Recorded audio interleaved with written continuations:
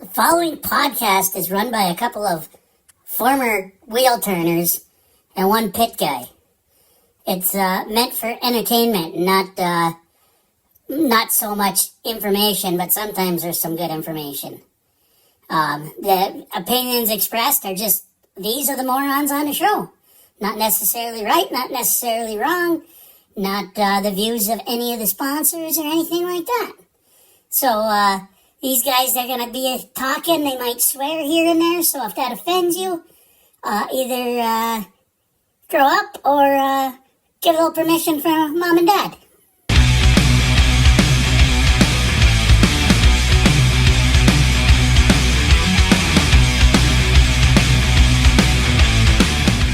All right, us three monkeys are back on here, episode 225 of the One to Go show. How you boys doing this week?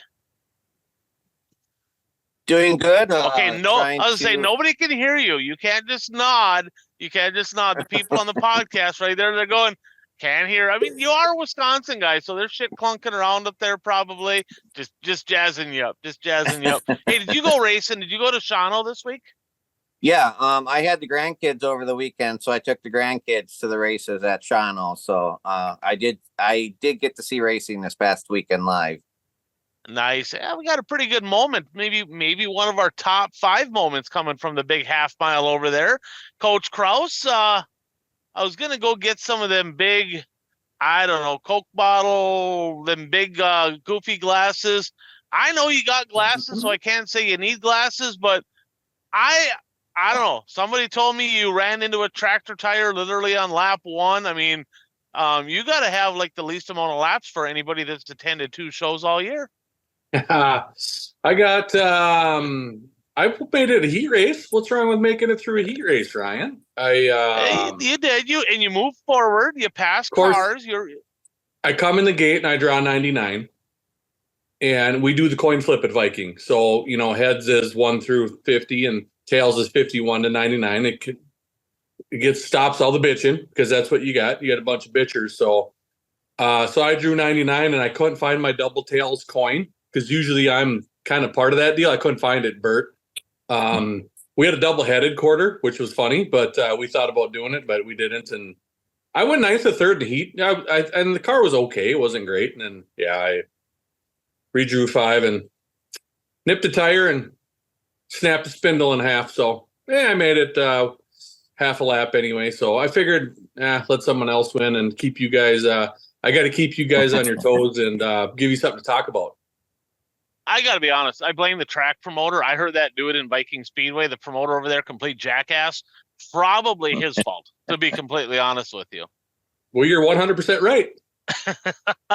For those that don't know, he's also the promoter at the Viking Speedway. So either way, it's his fault. 29-star promoter, whatever, it happens. Them tractor tires jump out and get you once in a while. I made the trip down to Fairbury this weekend, and before we get into my little weekend recap, a little shout out, Impact Health Sharing. So for those of you out there that are paying for your own health insurance, whether it's for yourself, your family, employees, whatever it may be, if you feel like you're paying too much, maybe you're sick of like going to a specific network of doctors. We don't have a specific network. You can go to any provider. Also, been able to save people a ton of money in comparison to what they're currently paying for health insurance. Great product, Impact Health Sharing. Hit me up, 218-969-1380. Shoot me a message on Facebook, whatever you want to do. I can get you a quick quote, get you the information you need to see if this is a good fit for you. So, guys, I got to be honest with you. My blood was boiling. I think I'm going to start out. I got to be honest. I got to give a donkey award to my boy, Dave. I got to give a donkey award right out of the gate, right? And, boy, he's probably going to be a little pissed off on that, but that's okay. That's okay. So I go down to Fairbury, and the One to Go show 83. She's been struggling. He went to Fairbury earlier this year. No speed, thinking maybe carburetor issues, maybe needed more gear. He goes to Kankakee on Friday, gets lapped, right? 11 feature wins last year, gets lapped. Now, TPO's got lapped this year. Jonathan Davenport's got lapped. It happens, right? But let's just face it, you're not happy when you get lapped. There's something missing. Well, we go to Fairbury on Saturday. Basically qualified last. He beat 2 cars, the ones that can't walk and chew gum. Them are the ones that he beat in qualifying. Got last in the heat race by, I don't know, a third of a straightaway or so. And I'm like, this is bullshit, right? I'm pissed. I'm like, this is dumb. Pull the valve covers off, guys. Valve lash supposed to be 18 and 20. It was 5 and 6 on the valve lash. Dang lucky, right? Dang lucky. I'm not an engine guy. Maybe somebody can correct me, but I'm thinking if them get too tight, you can pop heads off valves, probably end up wrecking shit. So, but needless to say, we found the no power deal, ended up getting up to 6th in the feature, pretty solid run, considering, and had the second fastest time there in the race. But I got to be honest, I was giving him shit. I'm like, you got to set the valves. He's like, they should be good. Just came from the engine builder. I'll be honest. I've raced a lot of years, had a lot of engine builders, a lot of really good engine builders. I always set my valves before going to the racetrack for the first time, and learn the hard way. It is what it is. I mean, it's one of them learning experiences. But man, this feels like a waste of 3 nights, right? 3 nights on the road racing, and probably could have had a little bit better results. So racers out there, no matter who your engine builder is, get that thing hot, set the valves, check it out, then go to the racetrack. I mean, why wouldn't you want to be prepared? So, Dave, I love you, man, but God dang, that pissed me off. Oh, I was steaming. So, with that said, probably, probably one of the better mod races I've seen all year. Looking forward. They got a UMP deal there this week, 20 grand to win. Michael Ledford, he came from 8th or 9th in that feature, and I mean it was a thing of beauty. This wasn't streamed, but when he had to run the cushion, he did. When he went to the bottom, he did. If he had to go to the middle, he did. Fairbury was at its best. The track was amazing, and he put an absolute clinic on. Drove by Kurt Spalding for the win. So one of the best races I saw all weekend live was at Fairbury in the modified. So speaking of some good racing going on, let's jump right into our top moments and stories of the week. There's some pretty good ones here. And speaking of engine builders, let's shout out our favorite engine builder here, and that's Hard Charger Performance Specialties. That's Nick Hoff out in Sydney, Montana. And his number, by the way, 406-478-4437. Now, I personally have used engines built by Nick Hoff, Hard Charger engines in my car. Won races with them, dependable, great guy, easy to get along with, fair, reasonable price. And not only does he build engines for about any application, if you're the crate guy out in western part of the WISSOTA world, you need your crate fixed. He's the WISSOTA certified crate rebuilder out there. He has a dyno, only guy within, I don't know, several hundred miles where you can schedule dyno time to tune your stuff in. I don't know, maybe you don't waste a trip or two to the racetrack at the beginning of the year if you put it on the dyno, just saying. And I don't know if you guys happen to look at the results from out west this past weekend, Electric City Speedway. So, Kraus, there's a guy by the name of Mario Berger, Super Mario, 11th to 1st in the Midwest Mod A main, put an absolute ass kicking on the boys from deep. Guess what was underneath the hood of that hot rod? You got her. Hard Charger Performance Specialties engine under the hood of that one. So you're looking for an engine that's dependable and can win races. Proof's in the pudding right there. That's a pretty good run. Congrats to Mario Berger on getting her done. So guys, top 5 moments.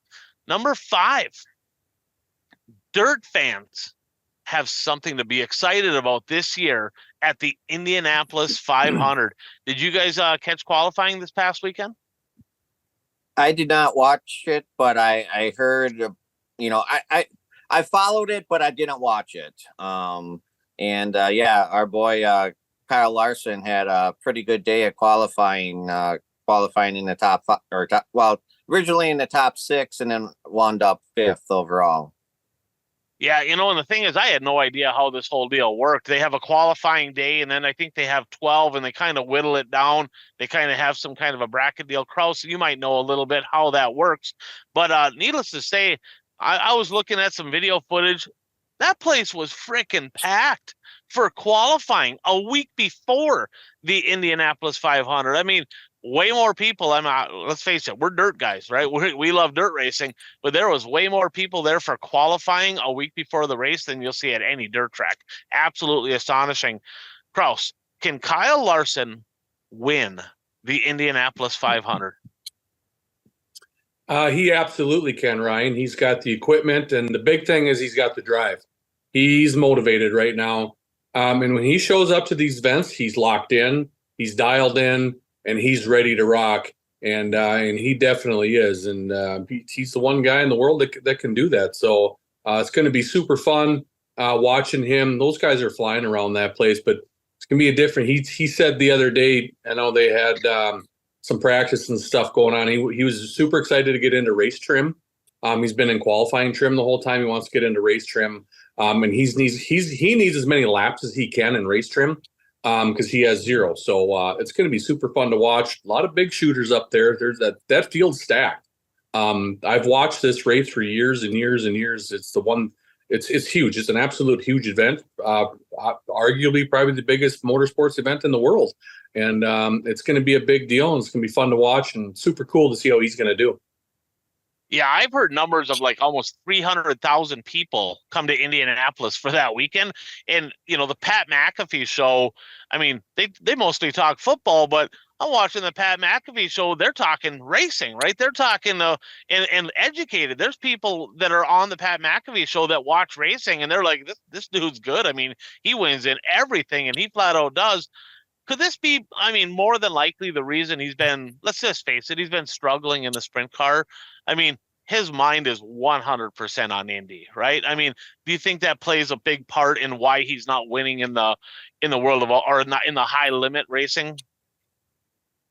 It could definitely play a factor in that. I don't think Kyle Larson ever goes to a racetrack and doesn't expect to win. But when you have a big event like Indy where he's trying to do the double duty and he wants to be the best that he can at the Indy 500. So I'm sure that's weighing on his mind a little bit. Good luck, Kyle Larson. Sunday, Indianapolis 500, a chance to not only win 1, but 2 races. Maybe he can double up and make history in the asphalt world. Number 4, Holland on the half mile. Talk about a 0 to hero moment. Gentleman over there. Actually, you know what, Bert, I'll let you touch on this. There was a pretty cool moment over there at Shawano this past Saturday. Yeah, Trent Nolan, he was running second in his heat race. And Trent Nolan is the driver who broke Travis Van Stratton's string of 8 straight track championships at Shawano Speedway. So, he knows how to get around that track. He was running in second in his heat race and just spun. There wasn't even a car near him. So he can't even blame that, a car took the air off of him because there wasn't a car near him. And he spun in turn 4, which meant he had to start at the back of the feature, and which I believe was 18th. And he was helped with some strategically placed cautions, where he was able to gain some ground that way. But yeah, he was hauling. He won the feature. And although this isn't anything new for him, because if you remember a couple of years ago, this is the same driver who blew an engine in his heat race, and his pit crew went to the shop after the heat race, brought their spare engine. They changed engines. He started last in the feature and won the feature that night too. So he knows how to get from the back to the front. That is probably the biggest thing I miss about the importance of track championships, right? And obviously it meant something to him at Shawano, wanted to kind of break that streak. But in Wissota country, for the most part, not a lot of people race for track championships as compared to, say, 15, 20 years ago. It's just, there's so many specials. But when you're racing for championships, you're not happy with like, well, you know what, we're just going to live to play another day, start up front next week. You want to get every point possible, and you want to take advantage of, hey, I broke in the heat, or I had a bad heat, and I'm going to try to come from the back. Those opportunities to put on just an entertaining show for the crowd, I think, have disappeared, because a lot of people, if they get a flat, they don't go back out. If they break something, they don't go back out. If they have a bad heat, well, we'll get up there a little bit and we'll park it and kind of start up front next week. Kraus, what is your favorite moment that you can remember where you had something like this happen, right? You know, whether you got a flat tire, you had a bad heat, you came from the back and you actually won the feature. Any moments stick out to you like that? Well, you're 100% right with this tire change deal. I was just talking about this with some guys after the race this Saturday. Remember back in the day, Ryan, when everybody would bring tires up to the pit change? You'd have carts and four-wheelers, and you'd have all your tires ready to go in case there was a flat tire.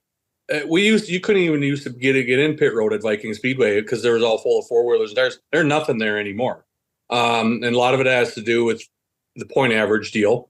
You know, people just rather just park it. But I've had lots of moments. I know I told the story about, you know, back Wheatown Outlaw Speedways days with my dad.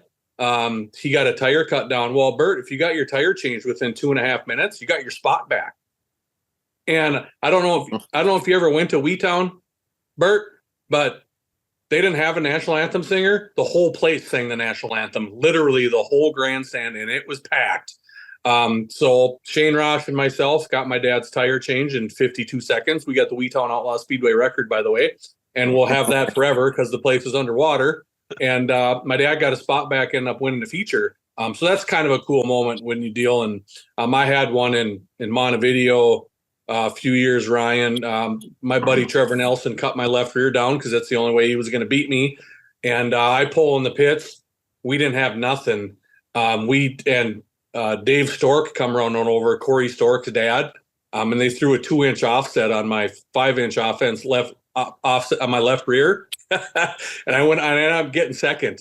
And but like I said, it's Ryan. We grew up in that era where you're going in the pits, you're going to get your tire changed, and you're going back out there. That's just the way it is. That's why I love the World Outlaw Sprint Cars and the open red rule. The fans love it. They're cheering. They're going crazy. I remember just back in the day sitting in the stands at Viking Speedway and a car would pull in the pits and you'd see all the guys run up there and start changing tire and he'd peel out of there and catch the back of the field and the whole place would go absolute crazy. So there's been lots of moments, Ryan. I'm sure you've had them. My dad's had a ton of them. I've had a ton of them. It's fun. And my big thing about that is it gets the crowd involved. The crowd wants to see that and they want to see guys go to the back, come to the front. 100%. So fans, you know, tell us your favorite story. You know, put in the comments below, what is a memory you have of a driver maybe having a horrible heat race here like Trent Nolan did and coming from the back and winning, or maybe having a flat tire during the race and working his way to the front and winning? You know, it's great hearing those stories. They're so rare nowadays that when they do happen, it's super exciting to see. So congratulations to Trent on a job well done in Shawano. Number 3, tragedy to triumph. So about a week and a half ago, a couple weeks back, a good friend of ours here, Jeff Massengill, lost his sister. Tragic car accident up in northern Minnesota. And I've known the Massengill family literally my whole life. Raced against John, I don't know if I raced against Jeff. I know I raced against John, probably too old to race against Jeff. Brett's a good friend of mine. So a lot on their heart, right, over the last couple of weeks. Boy, did he have a weekend. Home openers this weekend. Not only did he win at Hibbing, he went over to the Proctor Speedway on Sunday, came from the third row, parked it in Victory Lane there. That Kryptonite 6M is unbelievably fast right now, and just something that was so very much needed. And it's not going to take away the pain of losing a family member like that, but super cool. Really, really happy for them guys to actually have a couple good nights of racing there. And, you know, Bert, we talked about this here a couple years ago. That Kryptonite, that thing was bolted, right? That thing was super fast. And then they made the decision, you know, financially with the sponsor and all that, we're going to go to the Sniper deal. Was not a good fit. He's back in that same Kryptonite that he had 3 years ago or whatever that was so fast. I tell you what, that thing is really, really good right now. So did you guys get a chance to watch any of the racing up in Hibbing or in Proctor on Dirt Race Central? I know you guys had a lot going on, so many races, but he was good. I mean, it wasn't a matter of just starting up front, kind of holding on. He had the best car both nights and kind of drove away from the field. So keep an eye on that 6M. I think he's going to kind of start stacking some wins here in 2024. Number 2, ultimate motivation. So I talked about my buddy Dave getting lapped at Kankakee. He was pissed, by the way. He's going to get faster, probably going to win the home opener this week. But Couple weeks back, Challenge Series swing, right? I-94 Speedway Friday night, the reigning champ Tyler Peterson, the reigning national champ, lap traffic. Cole Searing put him a lap down. Guys, that don't happen very often. Tyler Peterson does not go a lap down. Well, what did he do? He decided, you know what, we're going to figure out what's wrong with this thing. He goes out the next night at Krause's track, Viking Speedway, throws a slider, just about wins, comes up second, and since then, 4 straight wins for the one TPO, including probably one of the most exciting finishes of the week, which, Krause, you saw that one.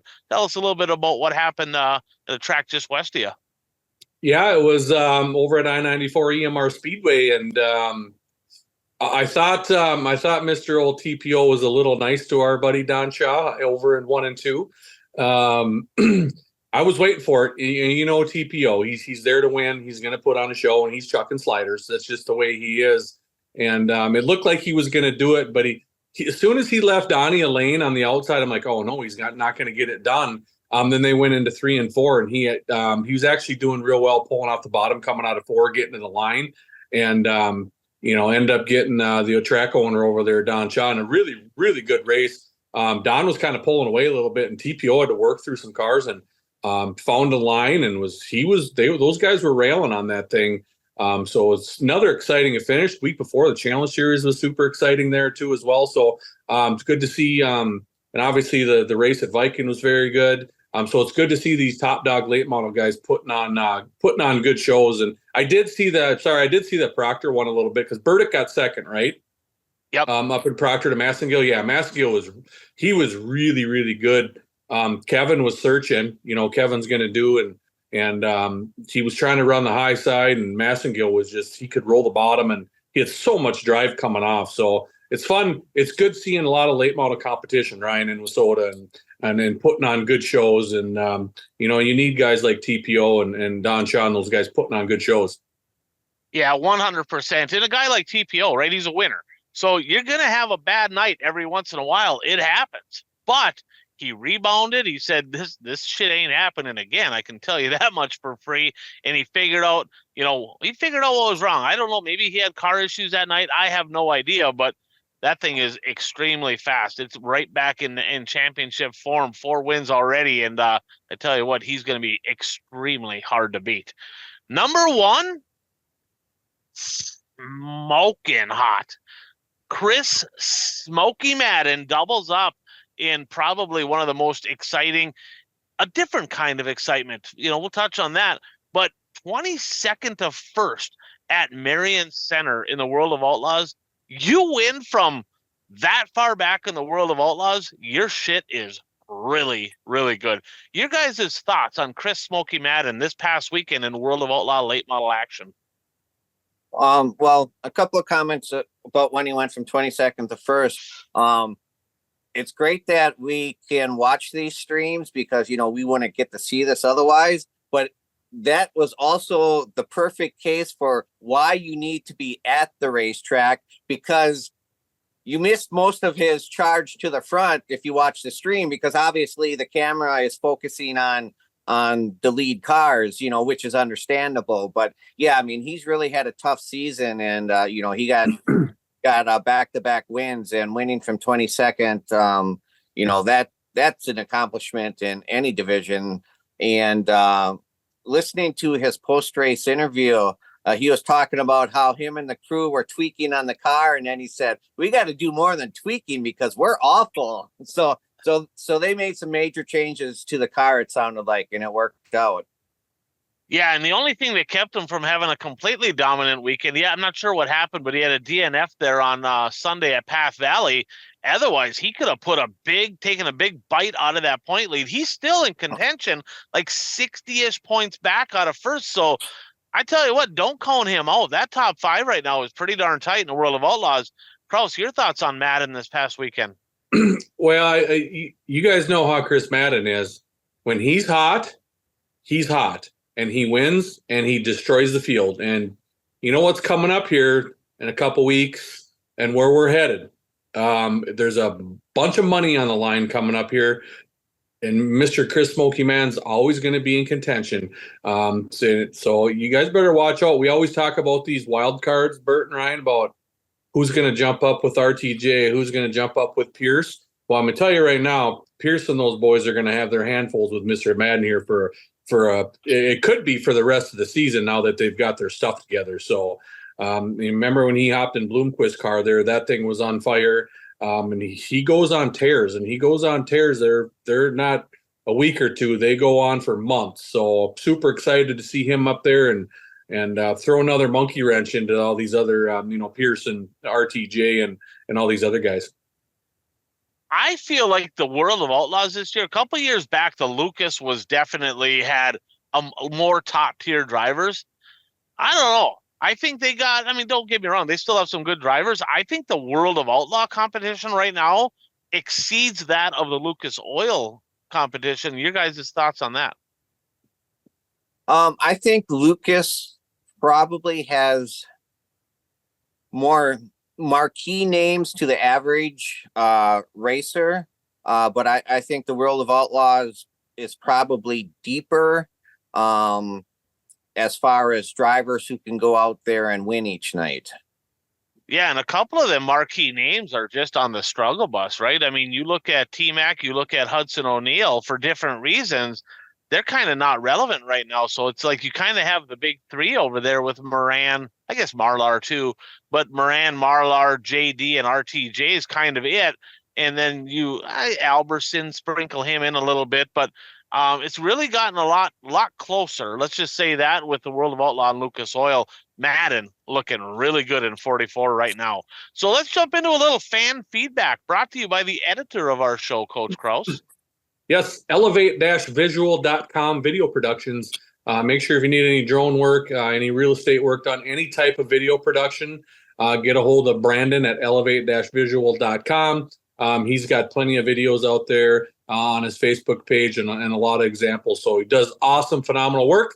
So like I said, hop on this website and get a hold of Brandon at elevate-visual.com. Absolutely. Thanks, Brandon. And the producer of the show did not send everybody the fan questions this week. So I'm going to go ahead and read them off. I know Kraus has one as well. But most of them we can kind of go off the cuff. This one here is from a South Dakota late model fan. What in the world has happened to safety precautions at racetracks? So, and I didn't see this, so I can't comment too deeply on exactly who's at fault or whatever. I-90 Speedway, Hartford, South Dakota here a couple nights back. A horrific accident. Had it described to me by a couple different people that were in attendance. So Amelia Eisenshank, I think that's how you say it, Donnie Schatz's niece, 16-year-old gal. She actually runs a sprint car and a late model. She was in the B main for both. She was in the sprint car B main, and then they went back to back. So Kraus, you know how it is when you go back to back races. They're trying to rush you along. Let's go. We got to get going. And you get a little frazzled, right? And all of a sudden she gets in the car. They're like, "Hurry up! We got to take the back. Hurry up! We got to get going." And she was I'm assuming, right, that she was a little panic stricken and stood on the gas. And lo and behold, there's a four-wheeler with a track worker on the racetrack, and she frickin' hit that thing. And I saw pictures of the four-wheeler. Lucky the guy's alive. I've heard as many as 6 broken vertebrae in his back. I think he was airlifted, broke his arm. Horrible deal. Terrible for him. So thoughts and prayers to him. I don't know the guy's name. Hopefully off to a speedy recovery. It's going to take a while. He's going to be laid up for a while. And thoughts and prayers to her. Can you imagine being a racer that drills somebody? She obviously didn't mean to do that.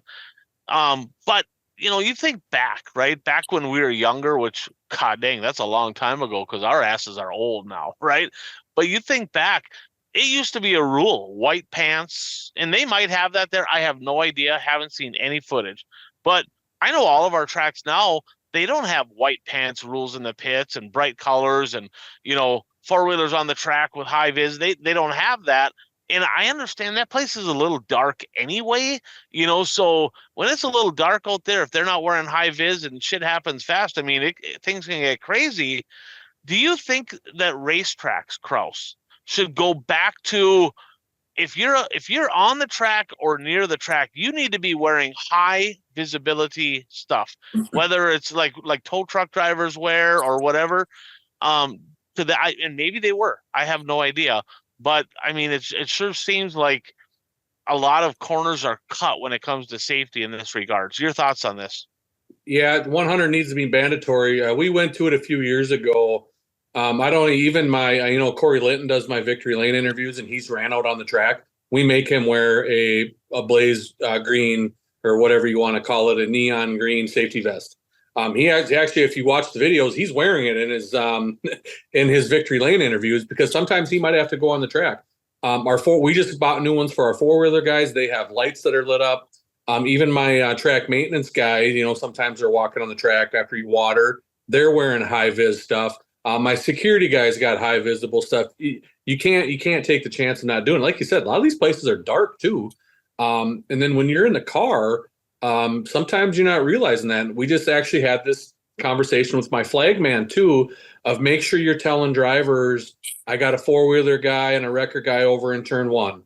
Make sure you slow your pace. So sometimes, corner guys and flagmen forget about that a little bit. They take it kind of for granted. So flagman out there, corner people, racetracks, make sure you got high vis stuff on there. And when people are on the track, flagman, you have to talk, because our drivers, it's with receivers these days, Ryan, it's not like the old days where there was a lineup guy on the track and you knew there was people on the track. Now it's people, if they don't hear something in their receiver, they're driving 1,000 miles an hour around. Well, it must be okay. So it's something, we just actually had this conversation last night at our board meeting about this. I brought this up about the 4-wheeler deal, and big track like mine with speed, you got to please take every precaution, bright colors, make sure your 4-wheelers are lit up, and make sure you talk to your flagman or corner workers and let people know when they're on the track.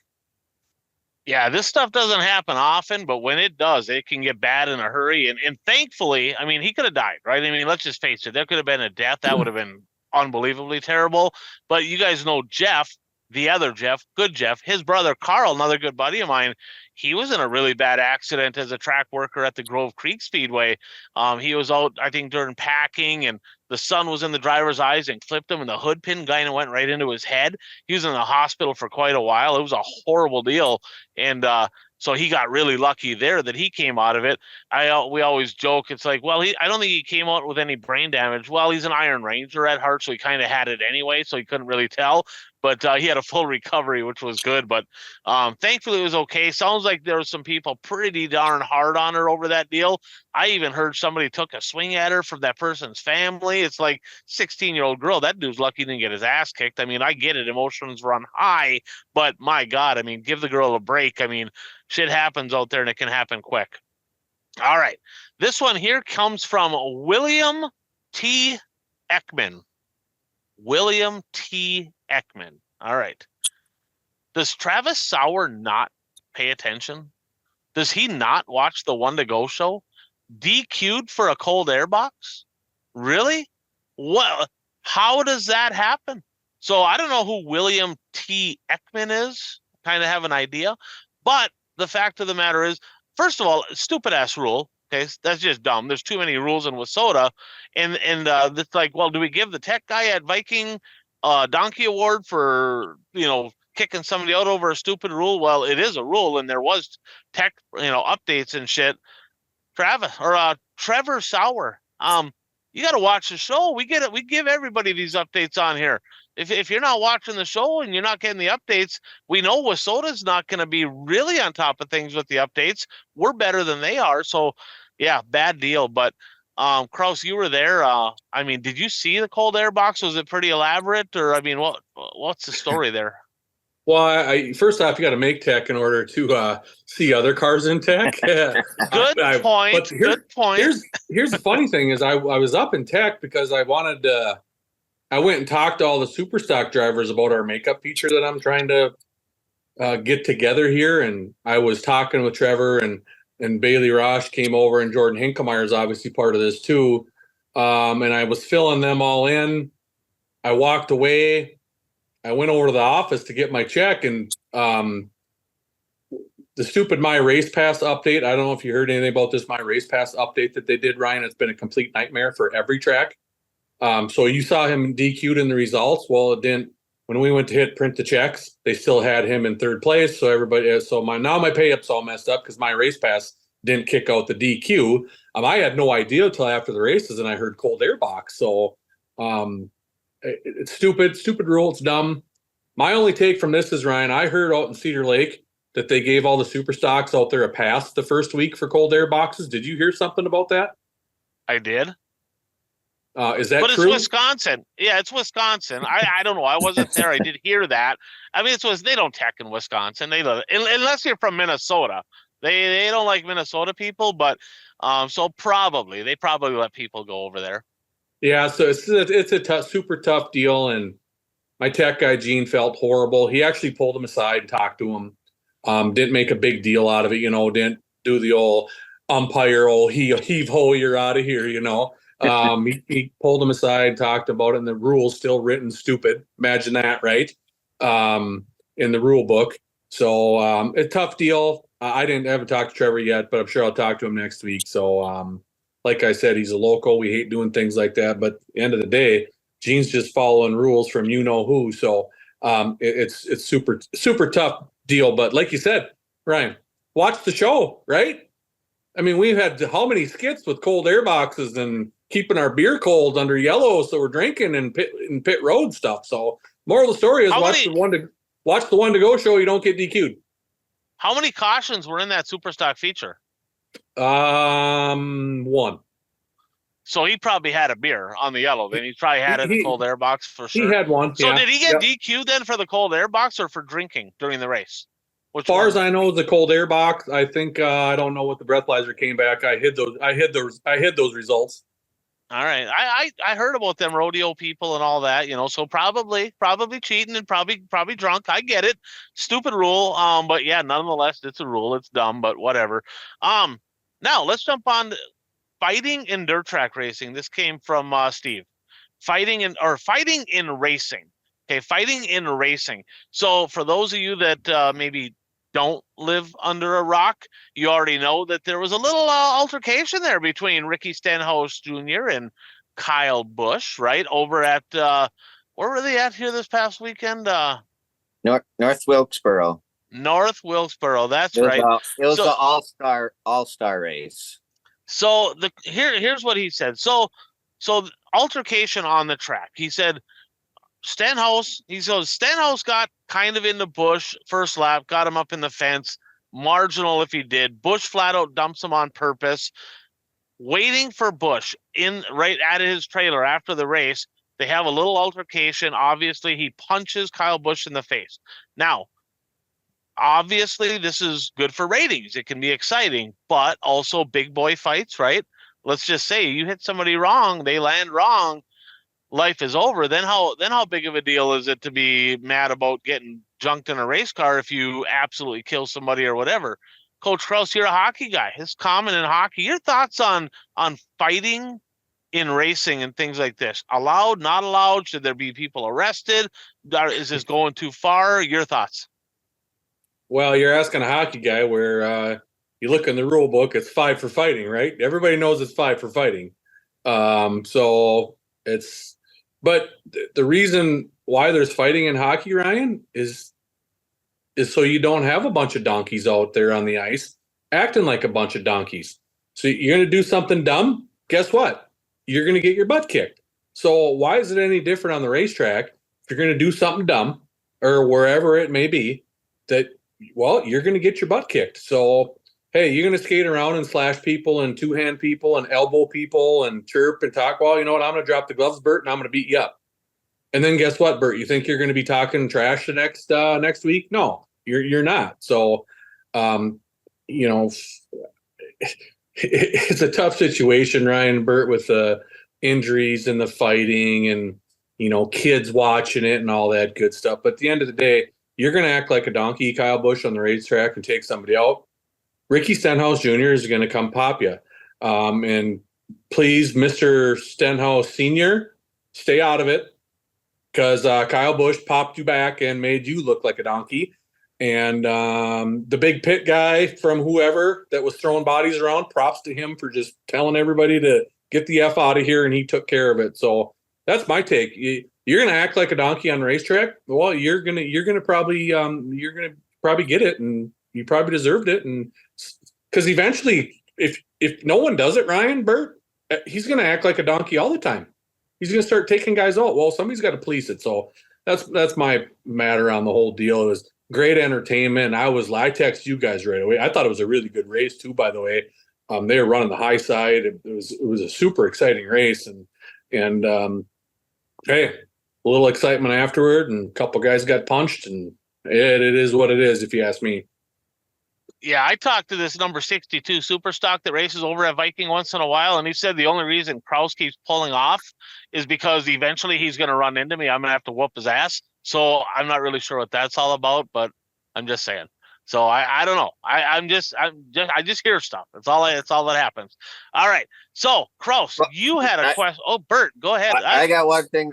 Well, I mean, first of all, I mean, Kyle Busch deserved to be confronted, and I don't think that he thought Stenhouse was going to punch him. And then when the punch went, well, yeah, Kyle Busch went backwards over a tire. And but the thing is, Stenhouse threw the first punch, and then 3 of his crew guys are holding Kyle Busch back so he can't get back at him. Yeah, I remember Kenny Wallace said on his deal, the only thing wrong with this deal is they didn't take him out on the front straightaway and said, now let's go in front of the crowd so they can see this whole deal, right?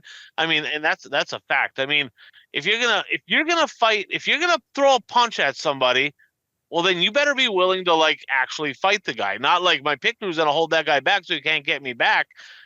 Kind of horseshit, kind of horseshit. Now, Kraus, I have a couple more here. Pretty good ones actually, but I know you had one as well that came from a fan that got sent your direction. Yeah, Brian, ex street stock driver, had contacted me, and some stuff going up on this area with some young race car drivers. So Brian asked, should WSOTA or any other sanctioning body have an age limit for how old you are before you start racing? He wanted to know our thoughts on that and what we think. Should there be an age limit? Right now, the rule is, Ryan and Bert, WSOTA leaves it up to the track, which that's what WSOTA does. They just leave things up to the track because they don't want to put their stamp on it. Super interesting question. We got some young kids up in this area, Onyx Johnson, and they're all over the place. Trey Mills, all these guys that race around the country. There's young guys everywhere. So, super interesting question, and Brian just wants to know our thoughts on it. At one point, I don't know if this is still the rule, but I think at one point for IMCA, you had to be 14 in order to race.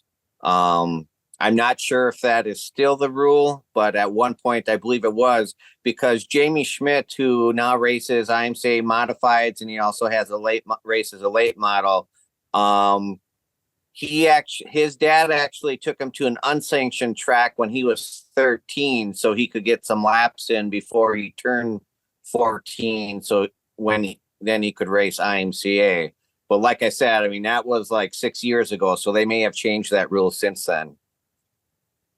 This is a tough one, right? Because I don't think all 14-year-olds, 13-year-olds, I don't think they're all equal, right? So I think what I would like to see is if they're going to race at that track, then they got to go out there by themselves, and let's look at this person to see if they're competent behind the wheel.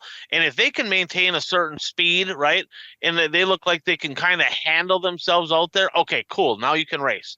But if they go out there and they're like literally out of control, and all of a sudden the car gets sideways and they're overcorrecting and driving off the track and just looking absolutely like they do not belong out there, then they should have to maybe rent the track and do some testing and practicing until they can meet a certain threshold of can you handle a race car.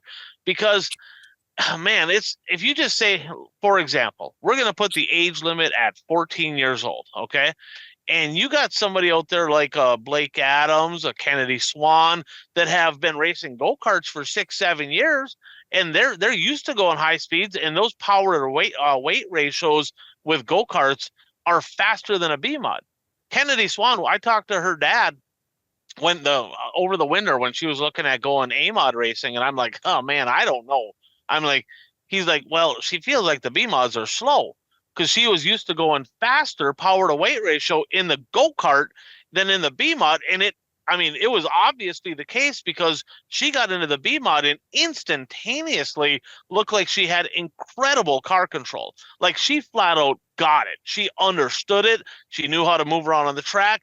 But then all of a sudden you get somebody that maybe never drove a go-kart, never raced go-kart. They get in the car and it's new to them. The speed is too much and they're out of control. I don't like just putting a straight age on there. I like it, maybe have a test deal and be like, okay, they look like they can handle it. We're going to let them go race. That's my thoughts. Kraus, what do you think on this deal? Yeah, well, we actually, I think the reason why the question is we got a 12-year-old up here in a Midwest mod that wants to start racing. And he's been in one of them Batwings, those, you've seen those things fly. They run them at like Bemidji, Granite City's had them, and Buffalo River. Those things haul the mail. They absolutely fly. And so what went down here, he's been testing up at I-94 Speedway all by himself. They do them. Donnie usually opens up the track on Saturdays and stuff up there. And Don actually watched him and said, hey, you know what? He's ready to race. So, and that's coming from Don Shaw's got a ton of experience. He's seen it. So Don gave him clearance to race. So we gave him clearance at Viking Speedway this weekend at Sunday to race. So we went through the steps. We went through the process. You know what I mean? The kid's tested. He's go-kart. He's got experience. Obviously, safety and all that stuff's going to be a deal. And the parents have to sign off on it and all that good stuff. So too. But I thinking more about this, Ryan, I think it's got to be a case-by-case deal. I mean, you set a limit and all, especially with the car counts these days and age. And what do we always talk about? We want to get young kids involved in the sport. So all of a sudden you might deter somebody away and young, and then maybe they never come back. So it's a tough deal. So like I said, we went through the proper steps, talked to Don about it and the parents, and hey, we're going to give the kid a whirl, and he's got car control. Everything's real good. So I'm definitely on board with you, Ryan, there. But hey, this needs to be a case-by-case deal, but make sure you follow up with it and see some results, watch him and look at his past history or her. Who is the kid? So we can keep an eye on this kid? Yeah, it's McFarland is his last name. His dad's Nick. I can't think of the kid's first name right now. So he's been running go-karts, and like I said, so he's going to give her a whirl. He's been doing some testings, a local kid here. He hangs out with the Tennis and the Bitson clan. So we grew up with them, and his dad's hung out with them too. So they got some, he's been around the block. He's hung around racing. He's a racer. So they know what's going on. So it's going to be cool to see how he does. Yeah, there's some of these kids out there, right? Your Caden Blazers, Blake Adams and all that, Kennedy Swan. They're making some of these old guys feel bad, right? They're kind of hurting some feelings out there because they're better than some of these older drivers. So, case by case basis, I think that is definitely the way to go. So we got one here from Pat. So there was 2 penalties. There was 2 infractions this year. Sean Amundsen, Eric Lamb, one in a street stock, one in a modified. The soft touch box, rev limiter, the RPM rule, they both got disqualified. For all I know, simple mistakes. I mean, I talked to one, he said, we just first night out, forgot to set it. And the other one disconnected it because apparently they were having some kind of problems, but either way, it's a rule. So they got disqualified. But here's the deal. Exact same infraction, right? But different classes. The street stock, $500 fine, 30-day suspension. The modified, $1,000 fine, 30-day suspension. What the hell is that? Same exact infraction. That is just stupid. First of all, a 30-day suspension for a rev chip deal is just dumb. It should just be like being light at the scales. You're DQ'd for the race and move on. Now, if you're flat out, there were people in the past, right, with the soft touch boxes with the ground that were actually putting a switch in the ground wire and like literally turning it off. Now that's just flat out cheating, right? So then you throw the book at that one. But they have a rule now, and I don't remember, it's like 3 inches or 6 inches. Like the ground has to be closer to it because of that. So if it's just as much as like, hey, we didn't have it set or whatever, or set wrong, 30 days for that, guys, is just ridiculous. But at the end of the day, your guys' thoughts on exactly the same infraction, just because it's a street stock or just because it's a modified, the penalty should be the same, in my opinion. I mean, do they automatically think, well, that guy's got a modified, they have more money? Because I can tell you right now for sure that that is not the case, right? I had more available money to me when I was in the super stock than I did when I was in a modified or late model. So I don't know. Your guys' thoughts? Well, I tend to agree. I mean, the same infraction, it shouldn't matter what division it is.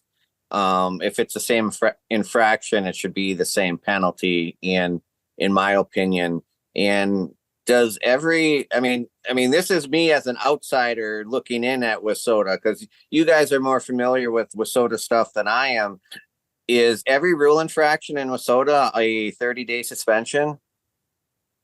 No, it seems like it, right? I mean, but there's a couple that they, like the deck height deal, for example, or stuff like that. That's not, if they consider it like a body deal, that's not. If they consider it a speed infraction, which ultimately in the right situation, not having your RPMs limited could be. I don't think it was at Princeton because it's a little short, little quarter mile, but potentially the RPMs being limited could be a speed infraction. So speed infractions are the 30-day suspension deal, or you can pay the double fine like we talked about last week. But Pagonis, I know you listen to the show. Get a hold of all your buddies that are on the tech committee, and let's get rid of this 30-day bullshit for this, and make it $500 or whatever, or just make it like being light at the scale. This is either one of these, in my opinion, is extremely like overboard on the penalty for this. But the $1,000 fine, which Kraus, just so you know, they both paid double fines. So Lamb had to pay $2,000, right, to the WISSOTA Employee Vacation Fund, right? Because I'm guessing that's where the money goes. I have no real idea where the money goes, but he had to pay $2,000 to WISSOTA to race the next night. That is ridiculous. Kraus, your thoughts on this as a racer, as a promoter? Yeah, it's back to the common sense thing, using our heads. And I got a hard. There's no way, Ryan, that rule's different. Did you look it up? Yep, it is. It's different for different class, same rule. Yep, correct.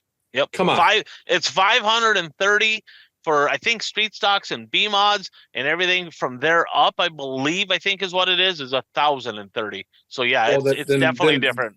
Then Bert's right. It's 100% a money thing. We're gonna charge a Hornet $5 and a late model guy $1,000. So yeah, that's got to change. And hey, there's WISSOTA Tech promoter meeting coming up here in June. So one of the annual deals that we can get some stuff straightened out, and I think that's going to be a really good deal. By the way, we'll tackle that once we get into June. So yeah, that's it. We got to get on the same page here. Like you said, if your ground wires running through wherever and you're running a switch, or guys running their tack or running their rev box through their tack. Oh, I unhooked my tack. Well, come on, buddy. You know what I mean? You unhooked your tack, so your rev box wouldn't work. That's blatantly cheating. You coming in and your street stock, all of a sudden it's set at 6,300. It's supposed to be 6,200. That's DQ for a race. Honest mistake. We got to use our heads here.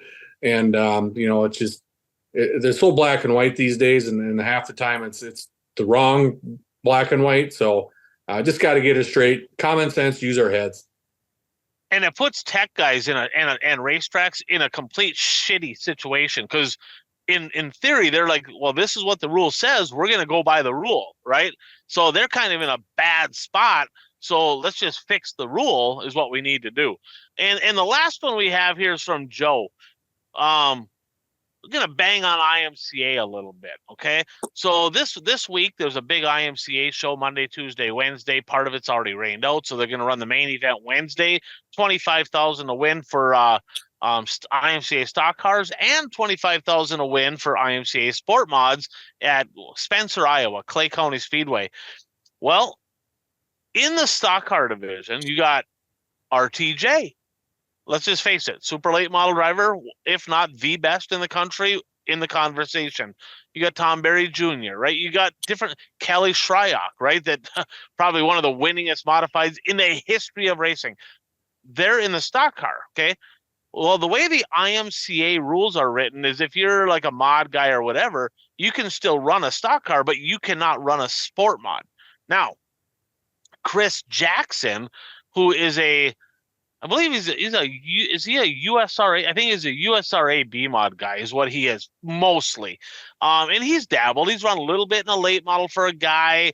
And earlier this year, he actually put a 4-barrel on his B mod. I think he went out and won actually in a modified race with a B mod. But he's a B mod guy, right? He's a B mod guy traditionally. I mean, that's what he has. IMCA denied him an IMCA sport mod license. He built a car. He builds chassis, I think J2 chassis. He wanted to go race the sport mod deal for 25,000 to win this weekend and show that, hey, we got good cars, kind of wants to sell some cars, whatever. He's not allowed to do that yet. RTJ and them are allowed to have a stock car. I mean, this is bullshit. So Joe asked, is this just politics here? What do you think of this rule? I get the theory behind it, but your guys' thoughts on this whole situation. So either one of you guys take it away on there. Well, I mean, I looked this up before the show, and I mean, I don't know if this is pertinent for this situation, but an IMCA sport mod driver a driver who has an IMCA sport mod license can also have a license for pretty much any other IMCA division except for a modified and a late model. Now, I mean, I think part of that is because sport mods are IMCA's beginner class. So, they don't want professional, the more experienced drivers racing them. But the thing is, it's not a beginner class. Drivers are paying $20,000 for roller, $20,000 to $30,000 for roller sport mods. So, I mean, it's not a beginner class. I totally agree. And if you look at it and you're like, look, okay, this guy's been racing modified and late model for the last 5 years and winning races. I get their theory, right, behind not letting him come down into the class. But if you look back over the last 5 years, he's a B mod guy who has happened to race a few shows in a late model or modified. That don't make him a modified guy or a late model guy. He's a B mod guy. Kraus, is there something more to this story? Is this a politics deal where they're kind of jacking K-Jack around? Yeah, they're 100% jacking him around. And we were talking on my podcast this morning with Man Bun Dan. And I think he had Dan claims Chris Jackson had an issue with IMCA back in the day, whether he was cheating or something happened. And it could be just one of those deals where I'm just getting back at him. But, Chris Jackson not being able to run a sport mod's ridiculous. And then on the flip side, you're going to let RTJ run a stock car. You know what I mean? Where are you at with this stuff? So there's lots of sides of this story here, Ryan. I know Barry Braun was flapping his gums on Facebook this week about, not allowing these guys to race and it's going to kill my fans. The fans aren't going to show up because, RTJ and Bobby Pierce and all these guys aren't in a mod or a stock car or whatever it may be. So from my standpoint as a racer, and I know you too, Ryan, I loved it. I loved racing against Tim Johnson and Shane Zabrowski and Dave Moss. Those guys are all in late models at the time when they come down because it made me better. Scott Van Ziesen came down to super stock. Tell you right now, if it wasn't for Scott coming down to super stock, I wouldn't be as good as I am right now. You know what I mean? It gave me motivation. Now, there's also 20 sometimes other drivers out there. I don't know how they feel. You know what I mean? So are 50 guys not going to show up because RTJ's in a stock car? If RTJ's not in the stock car, are the other 50 guys going to show up? You know what I mean? There's so many sides to this deal about it. So fan standpoint, yeah, we want to see Kyle Larson in a Hornet or a whatever, you know what I mean? But it's super interesting, and stick to your guns with these rules. If you're going to do it, if those are your rules, follow them, and don't pick and choose. And RTJ can do this, and Chris Jackson can't do that. So I got no issue with the rule, but super interesting topic for sure. So Bert, you look this up, right? And essentially, a modified driver, they can have a stock car license, Yes. but not a sport mod license. Correct. So Correct. according to IMCA, stock car is a higher level class than a sport mod, correct? Yes. Correct. So essentially, stock cars are IMCA's super stocks. So B-mod guys, it just is what it is. The proof's in the pudding right here. Super stocks are still above B-mods. That's just the way it is, whether you like it or not. So, and I mean, these are two drivers that listeners of our show will know. I mean, Benji Lacrosse, I mean, one of the best modified drivers in the Midwest. You know, he's down there racing a stock car. Mike Mullen races a late model now. Well-accomplished modified driver. He's down there racing a stock car. So, you know, it's just weird how they can race any division except that one, because, you know, I think IMCA wants it to be their beginner division. But I mean, it's a beginner division in the sense that a lot of drivers get started in that division. But it's not a beginner division as far as the technology and, you know, drivers getting new cars and that sort of thing. 25,000 to win for sport mods, and they're not letting a B mod driver race it because he ran a couple shows. I can tell you right now, if one of them local guys goes out, wins 25 grand, it would have been a pretty cool deal for them to say, "Hey Jack, yeah, big time USRA B mod guy, yeah, whooped his ass. Now they can't say that, so it is what it is. All right, guys, let's jump into a little who's hot and who's not. Brought to you by Fastlane Motorsports and Powder Coating of Ashland, Wisconsin. So they are the biggest sponsor of the #1 series in all of Wissota racing. That is the Northland Superstock Series. And of course, just a couple weeks away, 4,000 to win up at the ABC Raceway in Ashland. Superstock guys, you're going to want to be up at that. But Fastlane, they do so much, right? They do powder coating, custom fabricating. They build the Galloper chassis. They service a lot of racetracks. You're not going to meet a much better guy than Chris Bredding and the crew over at Fastlane Motorsports and Powder Coating of Ashland, Wisconsin. So before we get started on this, Rico, you're welcome. You're welcome. Okay. We, as a show, combined, me, Coach, Bert, we should probably get a paycheck in the mail from Rico because he was on the not hot list last night. And what happens when you get put on the not hot list, right? You win the next week. That's exactly, he's been sucking all year. He wins. Not hot list, he wins. So, racers, if we put you on the not hot list, don't get butthurt about it, right? Thank us, because you're probably going to win the next race. Okay, that's just the way it works. All right, so let's start with that. Okay, let's start with hot. Bert, who's on your hot list right now? Well, I mean, the low-hanging fruit would be Chris Madden. I mean, even though he had issues the final night, you know, he won 2 of the races, and so I'll go with Madden on the national scene. How about locally? You got anybody local? Yeah, I'm gonna go with Marcus Yari, IMCA modified racer. He won the feature Friday night at Outagamie Speedway in Seymour, and then he backed it up the next night and won the feature at Shawano Speedway. So 2 feature wins over the weekend. That's a solid weekend there. Congratulations, Marcus Yari, getting there done. Coach Kraus, hot list, local, national, all of the above. Who do you got? I got a hot list here for cherry picking. Tyler Erb.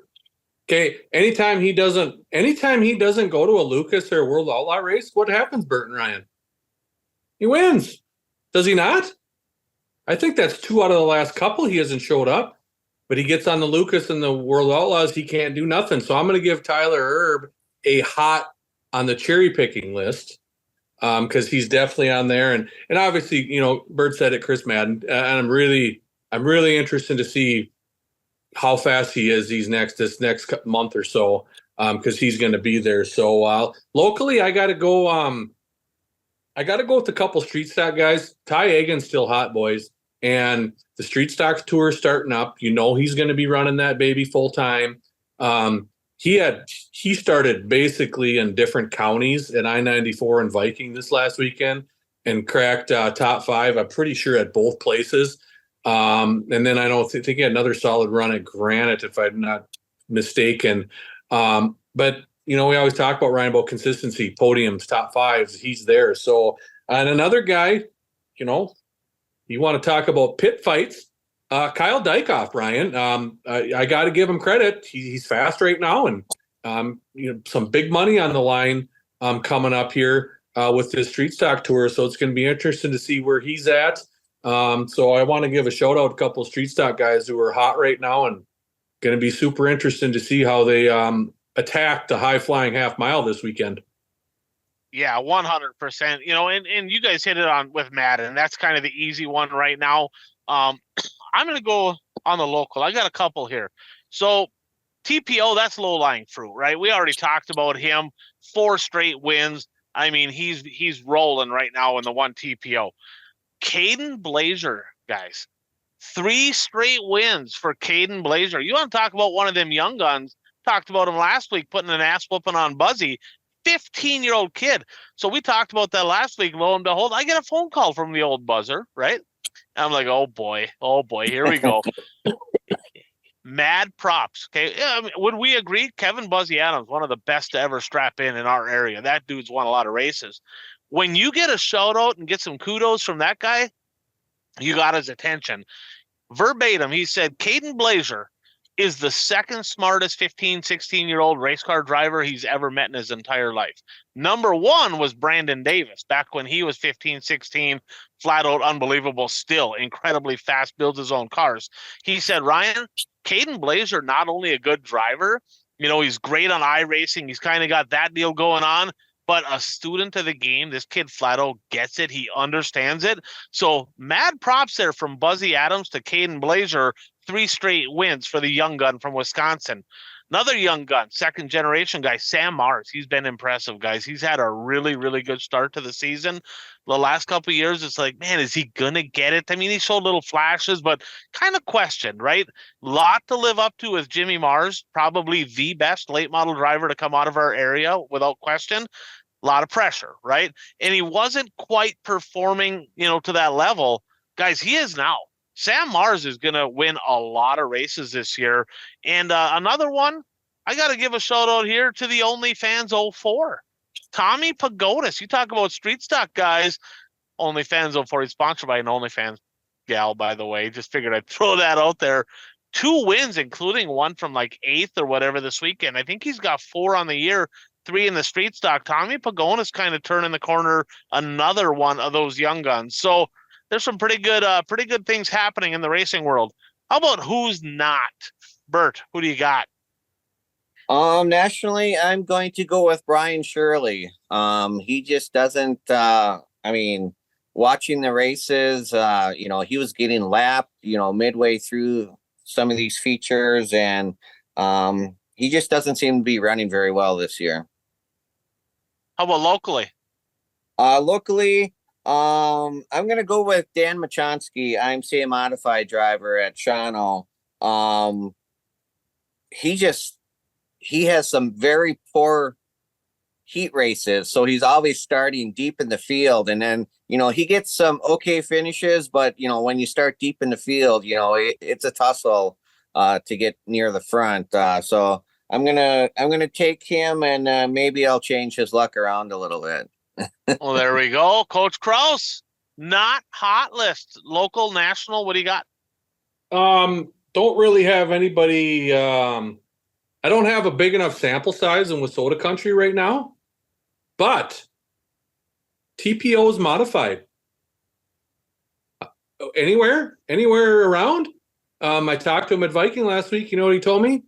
He said, I might as well leave that thing in the trailer. It sucks. As far as I'm concerned, I don't even want to race it. So, and he's struggled in it a little bit too there. If you see the results, I know he had one decent run there, but the TPO mod's not very well. Other than that, I need a little bit more sample size in Wissota, and I'll probably end up on the not hot list myself. So, we put, I got a warm up list. Did you see old man Jason Tennis with the win at Viking Speedway on Saturday, Ryan? Up on the cushion? He did. He literally got out of his wheelchair there, put the walker to the side, got in the modified, went out and parked it in Victory Lane. Good job, JT. Old timers night at the Viking Speedway. He's pushing 50. Yeah, man. So we were giving him a hard time. So he's on the warming up list. He's been solid. He always is. So it's always good to see veterans. They don't, I don't think we're to the age yet, but we're veterans, you know what I mean? And the young guys that we're talking about 12-year-olds racing. So good to see old JT getting on the warm-up list.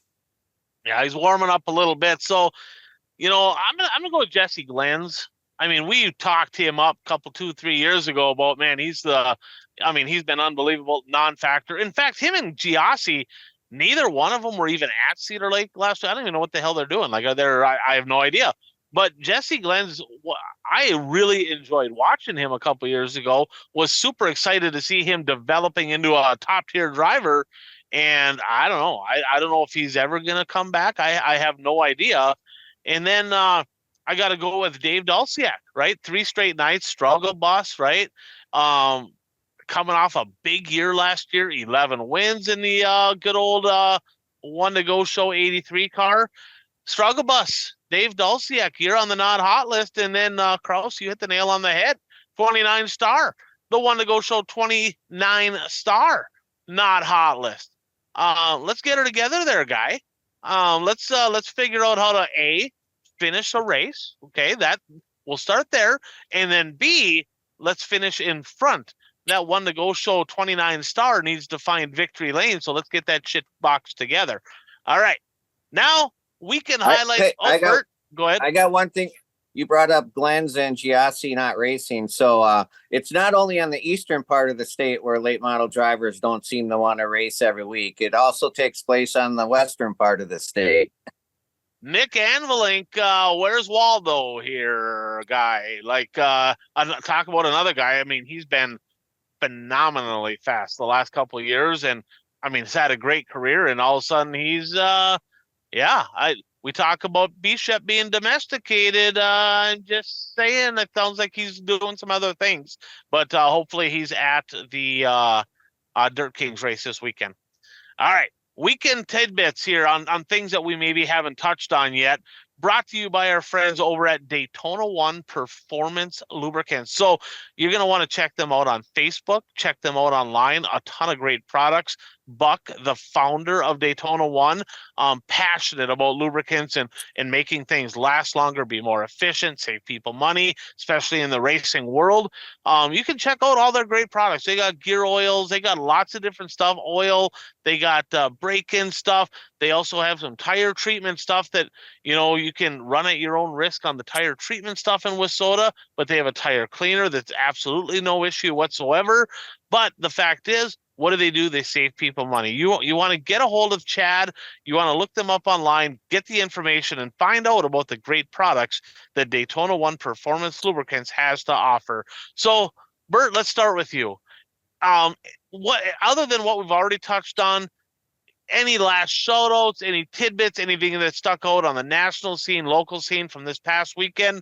Anything else come to mind for you, Bert? A couple of things. I just want to mention, it seems like Dustin Sorensen is putting some good runs together on the World of Outlaw Tour. I haven't sat down to compare his finishes this year to last year, but he seems to be placing better this year than he did last year. Also have to mention, I probably jinxed him because I picked him, but Nick Hoffman with the broken tie rod, staying out there on the track. And it was funny because the announcer was saying, well, they can't communicate with their pit crew, and the pit crew's wondering what's going on. And it's like, there's no wondering what's going on. I mean, he's not coming in. He can still race the car. And when you're racing for a championship, every point is important. So there's no way. I mean, you got to remember, this was a guy who continued the race when his air cleaner was gone.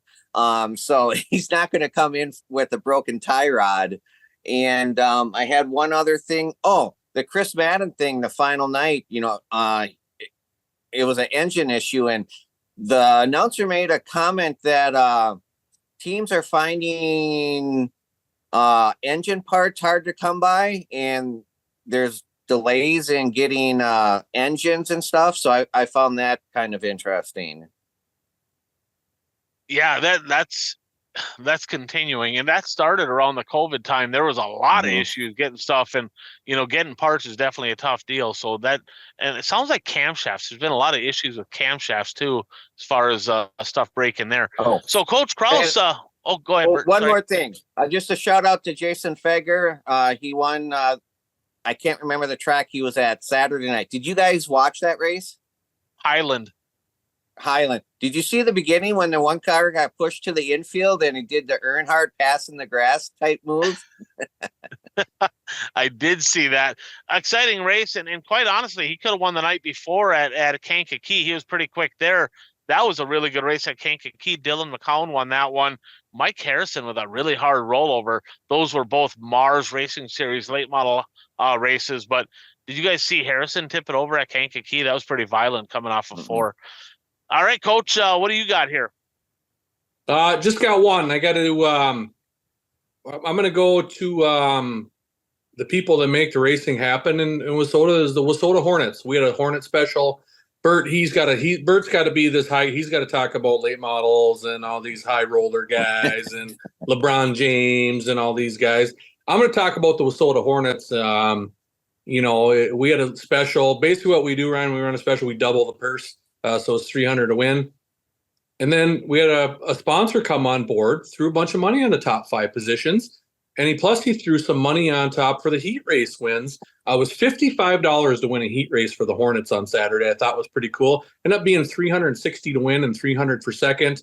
And Hornet counts have been down, and we ended up getting 16 of them. So I got on the horn. I started inviting some guys, and I think it paid off. Ryan, we always talk about that as a promoter. You got to, sometimes you got to get on the horn and send some messages. And so I got to give a shout out to those guys. And a ton of them came up and thanked me and said, hey, thanks for having us. And, we run them in the middle of the show, and they're racers too. You know what I mean? People are last week, why'd you run the Hornets over the Super Stocks? I said, well, the Hornets had more cars than the Supers, and it was their turn to race. That's the way they are in the order.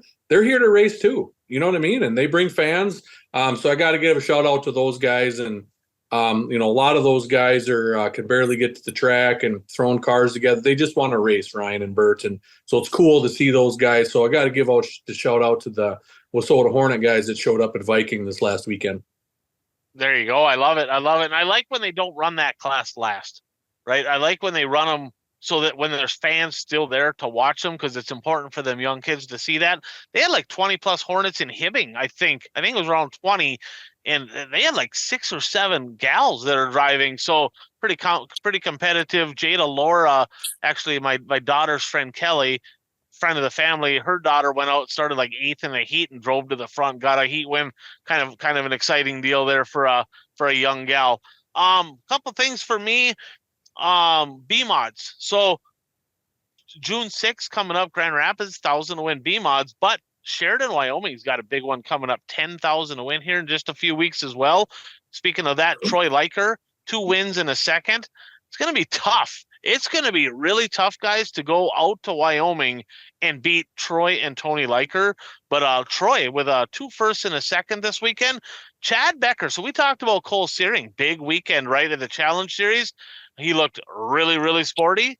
Chad Becker with a pair of wins, kind of drove around him to win.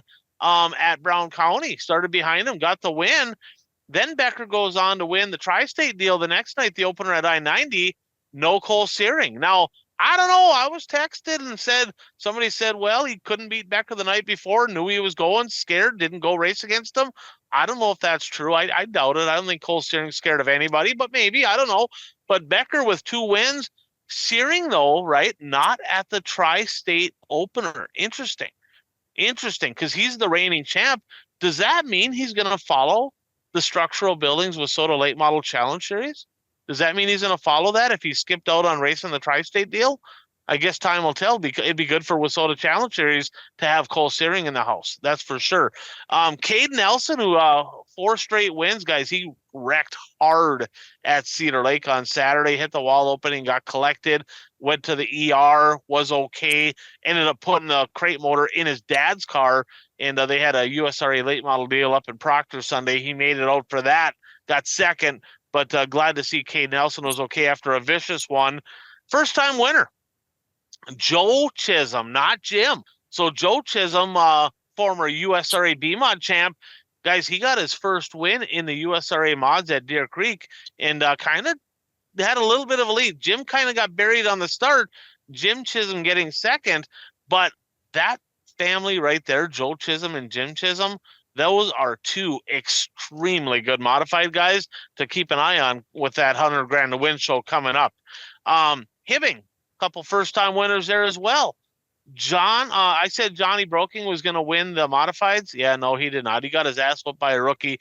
Andrew Inman, parking it in Victory Lane, second night in a WISSOTA modified.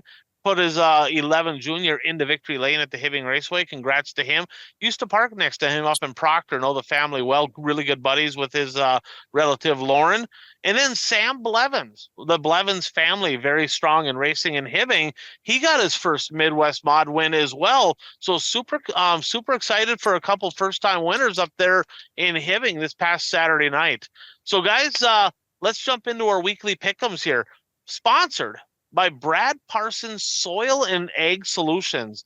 You want to get a hold of him. If you're a farmer, Western Minnesota, the Dakotas, his number 320-219-3542.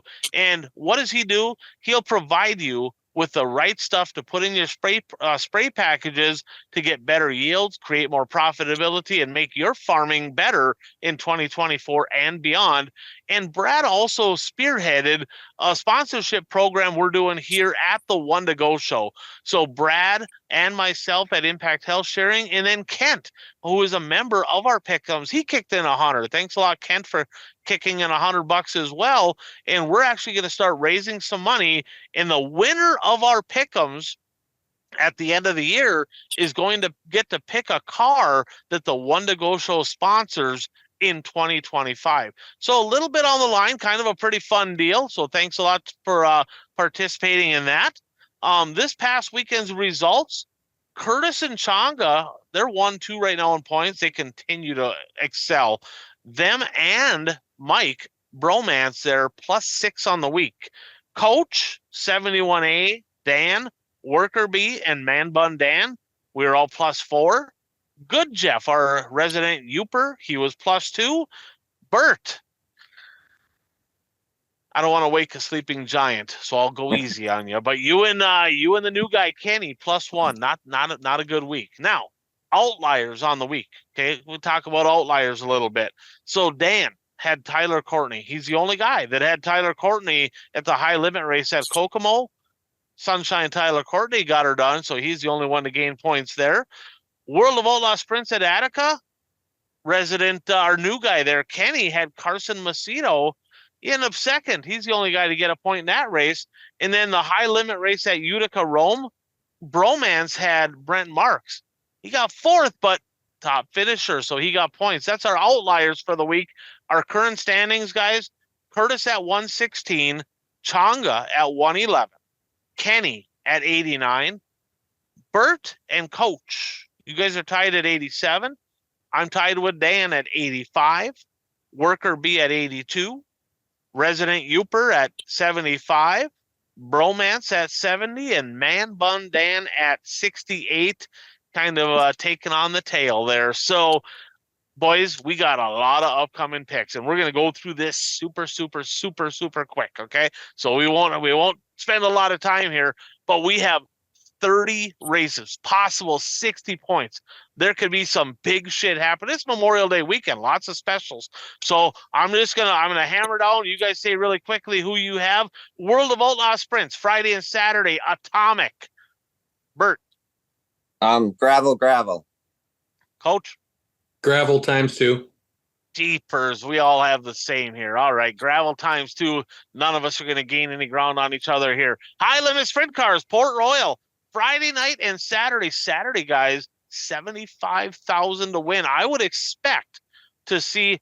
That might be my bad. I think that's Sunday. Excuse me. Yeah. That is Sunday. And I think they did that because I think some of them World of Outlaw guys are going to make the trip over there for 75 large. Who do you guys have for the high limits? Marks ×2. Sweet ×2. I got Sunshine Tyler Courtney on night 1 and Brad Sweet on night number 2. I'm not like Kraus. I don't pick the same guy every night. I don't do that shit. I don't believe in it. All right. Lucas Oil Dirt Late Models at Wheatland. Show Me 100 week. Thursday, Friday, Saturday. Bert. Superman, RTJ, Superman. Coach. Ooh, Bert. No, it's RTJ, Superman RTJ. Yeah, I pulled the Coach Kraus here. I went RTJ ×3. The old flat bill hat wearing 20 RT, gonna get her done all 3 nights. World of Outlaw Late Models running at Ultimate Speedway in North Carolina, Friday and Saturday. I think it's a split deal on Friday, but we picked just in case. Bert, who do you got at Ultimate for the World of Outlaw Late Models? Pierce ×2. Chris Madden ×2. They don't even deal with him right now. He's winning everything right now for a while. Oh, man, the hometown state, the thrill from Mooresville, going to get her done in the hometown. Nick Hoffman ×2 for the 71A. Dirt Kings, Wabam Dirt Kings series up at the Outagamie Speedway in Seymour, Wisconsin. Friday night, Bert, who do you got? Mike Mullen, not Mullins. Coach? I took Mike Mullins because I have no idea who races that series. So I took some guy named Mullins. I took Mullen. I should have took Anvilink to try to go different, but I took Mullen as well. NLRA Late Models up north of the border, Morden, Manitoba, Canada, Dead Horse Creek Speedway, Saturday and Sunday. Bert, who do you got? Edgington ×2. Team Canada going to get her done. Coach? Well, you got to be careful with your picks here because you don't know who can get over the border because you can't be a felon. So, Bert, you ain't going over the border. So, hopefully, Dustin Strand ×2 can get over the border. That's who I have as well. 71 in Victory Lane. Let's see if Dustin Strand can get her done. Big week of racing for the USMTS Modifieds. Wednesday, Thursday, Friday, Saturday. Webster City, West Union, Mississippi Thunder, Deer Creek, and Mason City. Bert. Sanders, Tim, Ebert, Tim. Sanders, Tim, Ebert, Tim. Coach. Oh, boy. Jim Chisholm. And then I had... Where's the next one?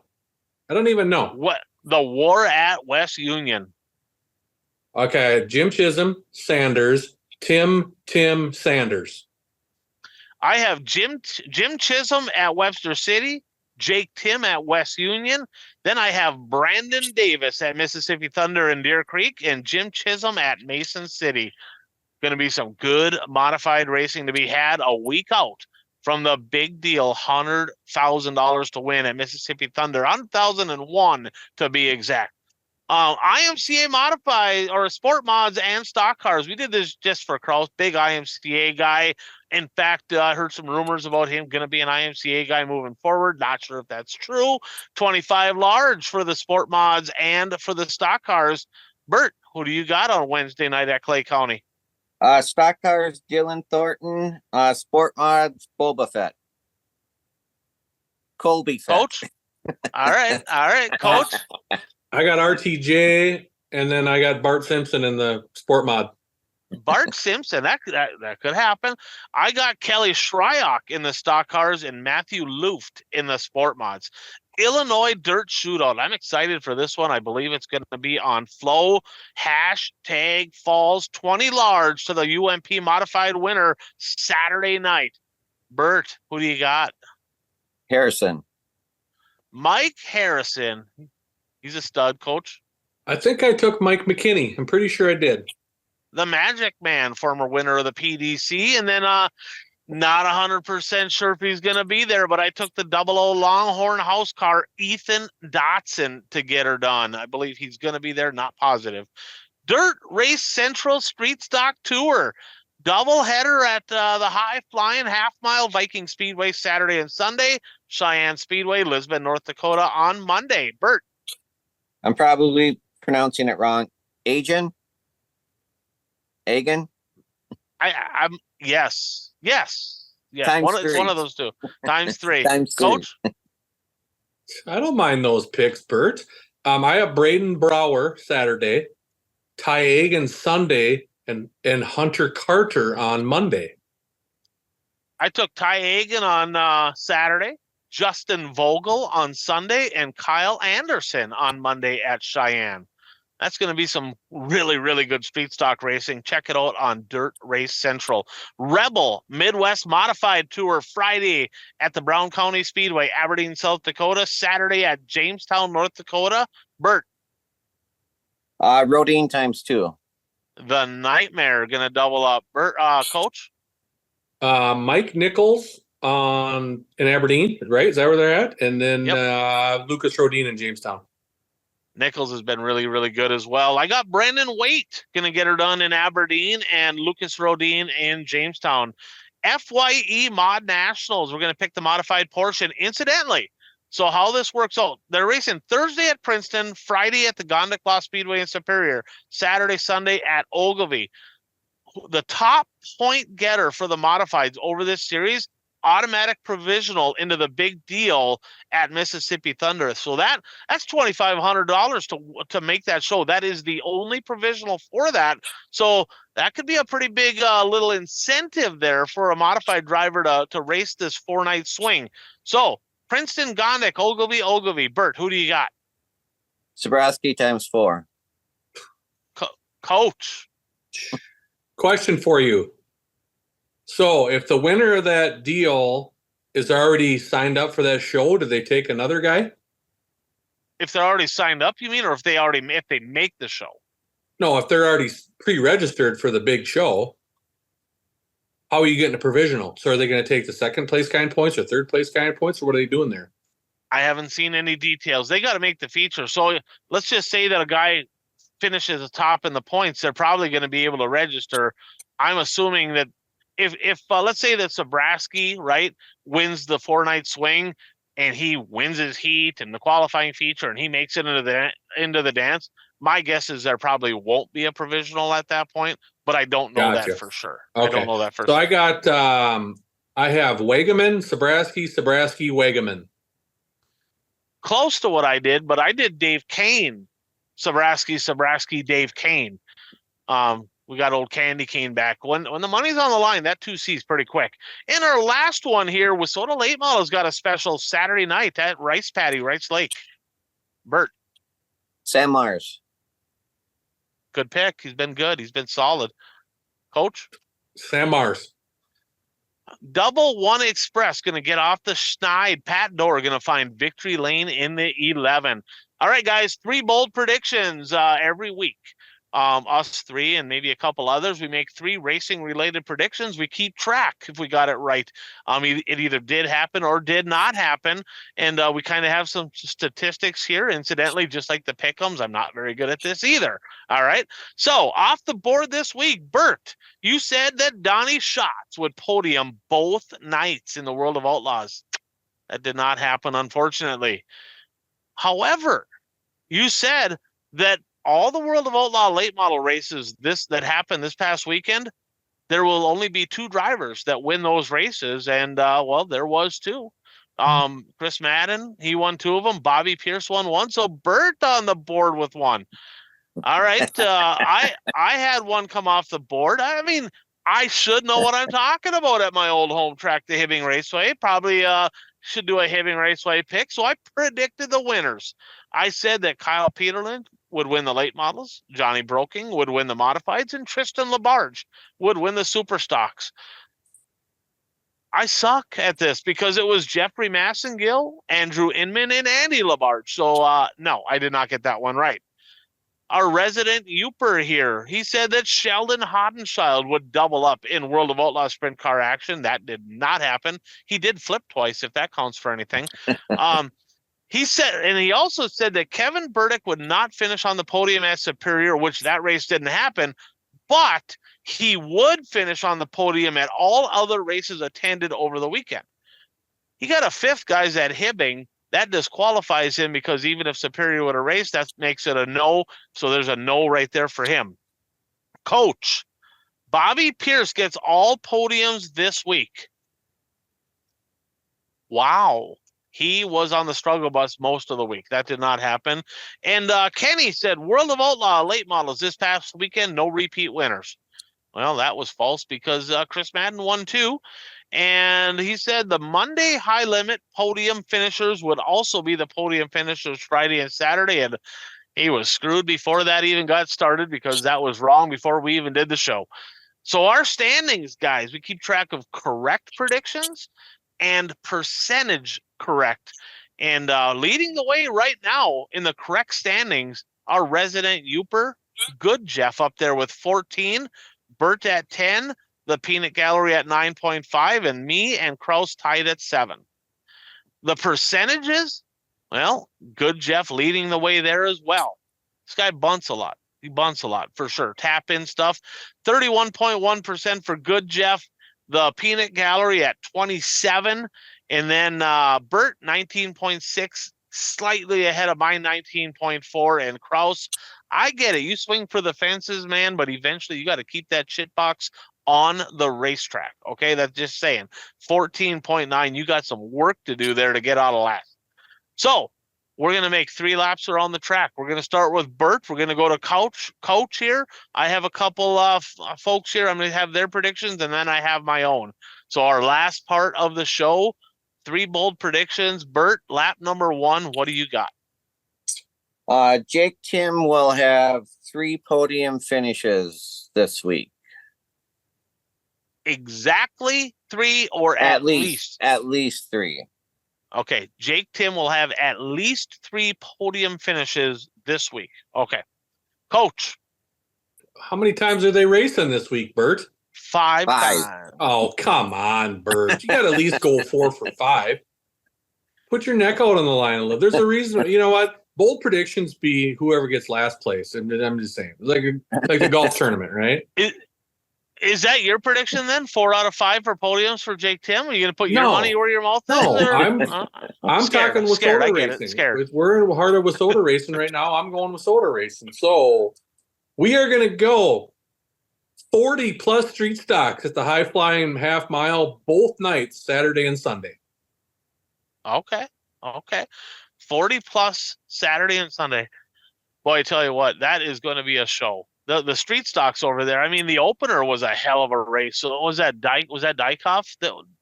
Dykhoff and Egan, yeah. And then Brower put on a show with the locals last weekend too. So it's going to be and then you remember the ones last year with Riley and all those guys, Kyle Anderson and Hunter Carter, and all those guys put on a heck of a show too. Correct. All right, Kenny's first prediction here. Lucas Oil Dirt Late Models this weekend, 3 nights of racing down in Wheatland. 3 different winners. There will be no repeat winners. Okay, the all races will be won by a different winner, and 75% of the podium finishes or more will also be different. So that's interesting. 75% or more of podium finishes will be different, and all different winners each night. Good Jeff, our resident Youper. World of Outlaw and high limit sprint car action, David Gravel and Brad Sweet will be the only winners this week. Sweet will win all the high limit races. David Gravel will win all the World of Outlaw sprint car races. We got one here from John Lackman.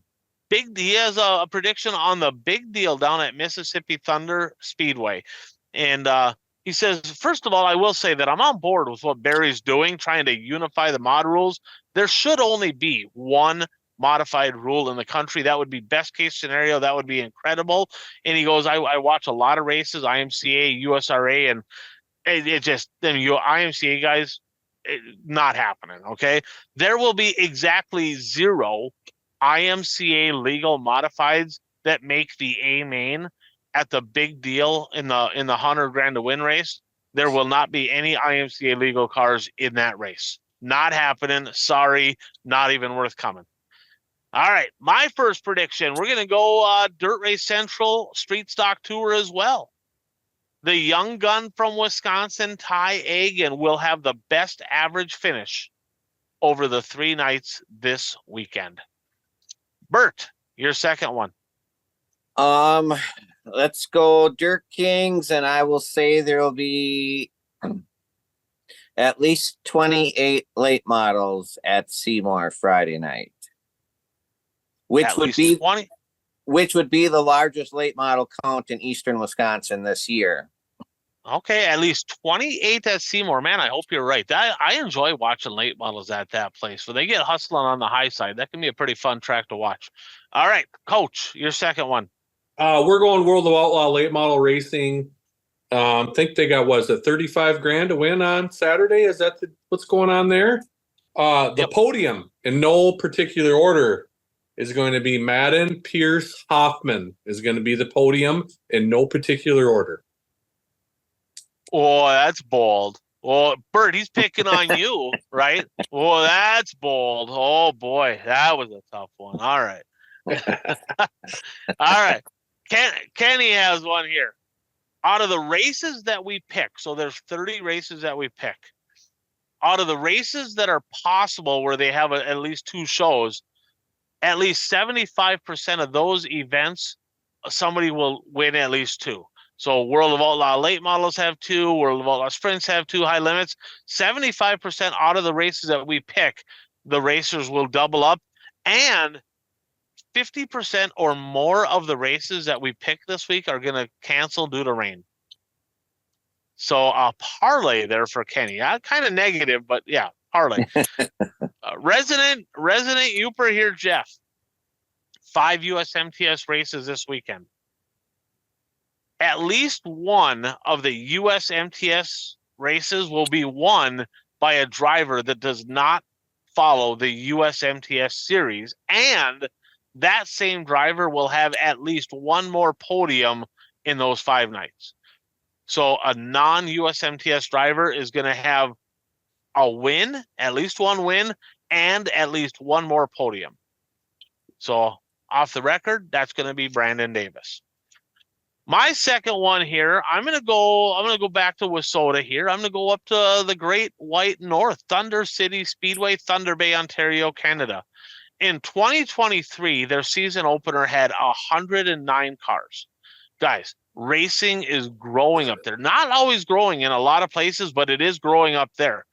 Their opener this year will have at least 125 entries. So that would be, 16 more than what they had at the opener in 2023. At least 125 entries at Thunder City's opener. All right, Bert. Third and final lap around the track. I'm going to go late model racing in eastern Wisconsin and say that between Seymour Friday night, Shawano Saturday night, the podium for the late model features will consist of at least two of the same drivers each night. Okay. Coach Kraus, third and final lap around the track. What do you got? I think we're going to ban this 50%, 75% bold prediction. It's not a bold prediction, is it? Huh? How can that be bold? 50% of the races rated out is pretty bold. That's pretty bold. Not when it's a hurricane over here. I mean, come on. We all got weather apps. You can look. I mean, that's Barber for you, though. He's just mad he doesn't have a super stock out there, so I can door slam him again on the start of a heat race, because that's what he's going to get next time we're racing. So he's going to smack your bitch ass around. He told me so. He said he's gonna literally smack you around like Ricky Stenhouse did. Just saying. Yeah, that's fine. That's fine. We're going. Well, this is a 100% deal here, Bert and Ryan. This is how I roll. Okay. Dirt Race Central Street Stock Tour this weekend, kicking off Viking, Cheyenne River. 100%. 9 guys, all different podium guys this week, guys. So all 9 of them, it's going to be different guys on the podium. Nobody's doubling up on the podium. 100%, Bert. You hear that? There's going to be 9 different guys that are going to get on the podium this week. Do all 3 nights have to count for this to count? Or if Well, if only yeah, 2 races 100%. I'm happen? not going to say if this rains out, that rains out. It's got to be 9 for 9. It's bold. This is bold predictions, Bert. I call bullshit. Okay, I call bullshit. Bert, you want to talk about a bitch ass, pussy ass, right? This is literally the biggest bunt I've ever seen. Why? Because he won't do the 6 race deal because he just got done saying that there's going to be at least 1 rainout. So it's not very bold to say 9 guys on the podium in 3 races when you know one of them's going to cancel. Kind of soft. I'm just saying, kind of soft. I'm not taking. All right. No, if one Soft. cancels, it don't. Soft. If one cancels, Ryan, it doesn't count. If I don't get it, Yeah, if one can, that's your they have way to out. race. That's your way out. I get it. No, I get it. You're scared. I get it. I They understand. have to You're scared. race. Fair enough. All right. Kenny's third and final one. Rebel Midwest Mod Tour 2024. At least 3 different drivers that have never won a Rebel Midwest Mod A main will win Rebel Midwest Mod A mains in 2024. So at least 3 new series winners, and it's a pretty short schedule. I think it's only like 8 races. So that, I mean, you take Stork, you take Rodine, that is extremely bold. 3 new winners in like 8 or 9 races. That's a bold one. Good Jeff here. Nick Hoffman, 2024 World of Outlaw late model champion. Nick Hoffman going to be the champion. My third one, Jeff Kraus will finish a feature this week. Jeff Kraus. Okay, I better not take that. I don't want to be jinxed, you know. He would pull off on. He could be leading, and he would pull off on the last lap. He probably would. All right, so I am gonna go with the Iron Man Shane Sabraski. Okay, I don't know whether it. I'm gonna say that it don't matter how many rain out. If most of them rain out, I get it wrong. Okay, I'm. This is barring rainouts and all that. Shane Sabraski will have at least 5 combined feature wins before Tuesday. So he's got what? Thursday, Friday, Saturday, Sunday, Monday. So he's got 5 nights of racing, barring weather. Who knows what the weather's going to do? And I don't know that he's going to run 3 cars at most of them. I think he's going to run 2. But Shane Sabraski will win at least 5 combined A main feature wins from now till next Tuesday. So Sabraski, get her done. He's inching closer to the next milestone of 900. That should happen anytime soon. Incidentally, he did get another late model win, so that's 2 on the year for the rookie. Congrats to him. So with that said, that's episode 225 in the book. Always fun talking racing. Any closing thoughts before we drop off? Or what are you guys' plans? What are your plans? Let's go with that. What are your plans to close this out for the week?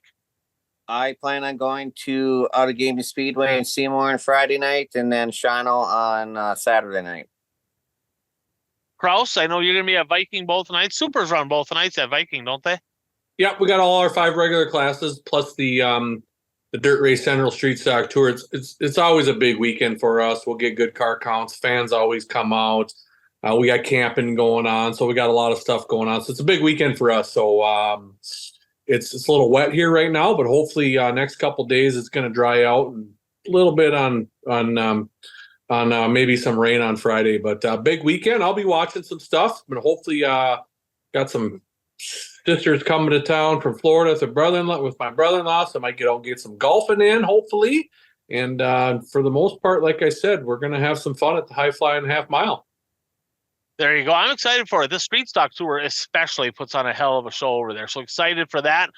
I don't know what my plans are yet. I'm assuming that I'm probably going to go to the Sycamore opener on Saturday. I don't know that 100% for sure yet. I'm heading to Mississippi as soon as we get off the line here, but I'll be watching a lot of races. Good luck to everybody racing this weekend. It's a big weekend. A lot of races, a lot of specials. Kraus, put that 29 star in Victory Lane. Would you please get her done this weekend? Be safe out there. And everybody, thanks for tuning in to the One to Go Show. Thanks for tuning in, everyone. Hope you enjoyed the show. If you did, please leave a review and subscribe. It is Puka. And Goat Sports has another show out there by podcast, Facebook, and YouTube. It's the Tea with Miss McGill show. Covers hockey, high school hockey in northern Minnesota. So if you're into hockey, you can find us on podcast under Tea with Miss McGill. You can find us on YouTube or Facebook, Goat Sports Media LLC. Yours truly and Coach Reed Larson. We break it down every week. We also do some interesting interviews. We'd love to have you. So tell your friends, tell your enemies, and we'll catch you next week.